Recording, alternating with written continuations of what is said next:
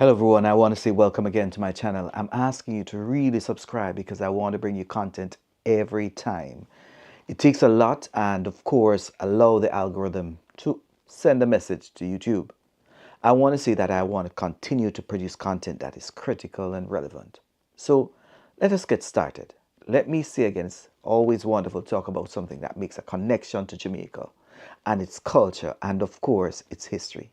So let's get straight into our storyline. What we're going to talk about is Jamaica in the 1960s, a decade of independence, change, challenges, and of course, wonderful happenings.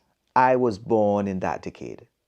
And let me say, just as you can imagine, before I was born on August the 6th, 1962, just about midnight, thousands of people gathered to witness, of course, Jamaica's dawn of independence. The National Stadium in Jamaica, their eyes fixed, of course, on a flagpole. The National Stadium then goes dark. And for a full minute, of course, what happens is, of course, historical. The British Union Jack is lowered for the final time. And a new flag goes up, black, green, and gold. Of course, the place is filled with excitement. It's a day that Jamaicans have been long awaiting. Yes, fireworks explodes. Overhead, everyone starts to cheer. The stadium is in uproar. After 300 years of being under the British rule, Jamaica is now finally independent. I wasn't there, but I heard it was a lot of excitement. People were having a wonderful time. The birth of a nation had started. It didn't come easy for Jamaica. For centuries, the island was controlled by the Europeans, of course. We know historical what happened. I'm not going to do this segment in this session where I talk about the history of slavery and so forth. That's for another, of course, production. But let us not forget that Spain was ruling Jamaica until 1655. And then for nearly over 300 years, Jamaica was practically under the British rule. Throughout the time, Jamaica faced slavery, as I stated before, economic exploitation, and a system that didn't value people or freedom. Not to mention Thomas Thistlewood. If you have not read his work or seen a video on that, it's important to do so. The road of independence was paved with efforts of national heroes like Marcus Garvey. Marcus Garvey's body was returned to Jamaica. He was declared Jamaica's first national hero. His idea of self-governance, of course, and self-determination and pride helped to spark a new movement that eventually led to Jamaica's freedom. We have so much to thank Garvey for. When Jamaica gained independence, of course, let me say that Sir Alexander Bustamante became our first Prime Minister, a mark in our time of history that we should never forget.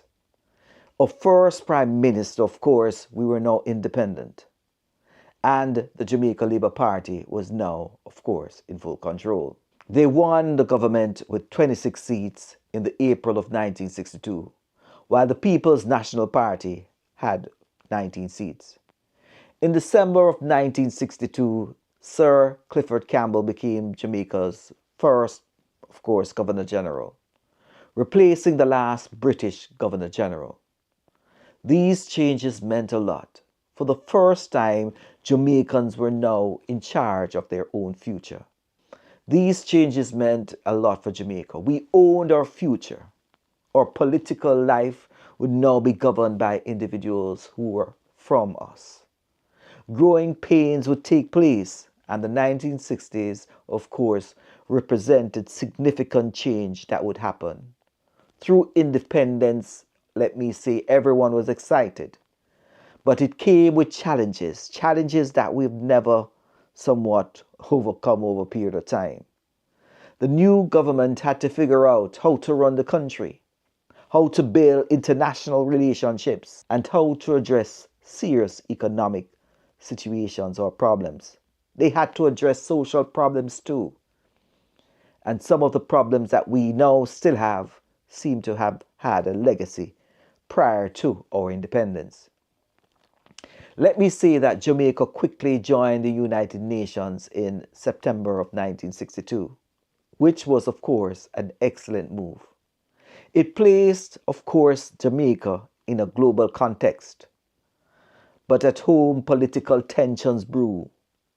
And of course, a lot happened in that year. The 1960s represented a critical phase in Jamaica's history, with many Jamaicans challenging what some scholars called the coloniality of power. This means that even though Jamaica was technically independent, many felt that the political leaders were too much influenced by our colonial ideas that we had inherited. Or let me say, and because of this, enough was not being done to address the problems that ordinary Jamaicans were facing, especially for the black minority. And let me tell you this, Jamaica had a colorism issue, which can be dealt with in another video. Many individuals and social organizations emerged during this time, and they challenged the government's approach to issues like racism, economic discrepancies, and so forth. These groups wanted significant change, and of course, this came with some cost. And let me say that when we look at the economic realities, dreams and struggles took place. When Jamaica gained its independence in 1962, it was still described as an underdeveloped country, dependent and, of course, poverty-stricken. The economy was really in shambles. And you know, one person said, wherever the colonizers left, they left the country worse than they found it. The economy relied heavily on primary products like sugar and bananas, making it vulnerable to price change on the global market. The first decade after independence saw widespread social problems. And let me say, by 1972, unemployment had drastically increased to a point that was alarming. Many Jamaicans were poorly housed and, of course, inadequately fed. Nutrition was a problem. When I started primary school, I know we're talking about the 60s, but I want to talk about the 70s. It was so bad back then in my time that, of course, the government had to give food supplement. Bulgur, rice, milk powder, and so forth. So go back to that point. Education to an extent in the 60s was, of course, limited, resulting high levels of illiteracy. But there was also sign of growth. The mining industry had started. Bauxite was now a part of Jamaica's schedule of money. And of course, it expanded significantly. Agriculture also came as an important factor in our economy. And as, of course, these products that we depended on sometimes declined, tourism became an important factor in our Caribbean sector, and Jamaica, of course. The working life for many Jamaicans, finding good work was difficult. As you know, that there were some sectors that would not employ individuals if they did not have a certain color. Yes, it happened.